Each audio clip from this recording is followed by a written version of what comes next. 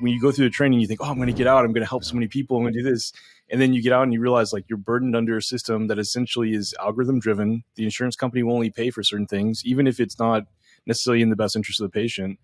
Have you seen your practice change over the years? And if so, like, have you taken any steps to be able to practice the way that you want to? Yeah, it's exactly what you said. I think that a lot of people go into medicine, they go in with that idealistic mindset, but then come out and see what our healthcare system is. And there's so many things that are wrong with our healthcare system that could be improved. And I think that letdown, the disappointment is leading to a lot of clinician burnout, right? We know the statistics, 60% of clinicians are burnt out or feeling burnt out. I think medicine isn't quite what they expected.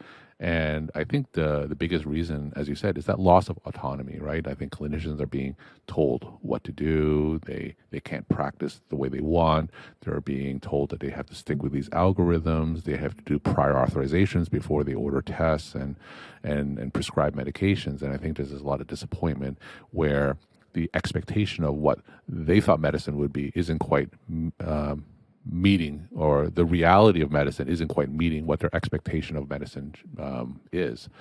And I certainly see that a lot in primary care, of course, where I'm seeing more and more bureaucracy, and we have to deal with these clunky electronic medical record systems. And of course, you're on the phone with people arguing about prior authorization. So it is a little bit disenfranchising, and sometimes that loss of autonomy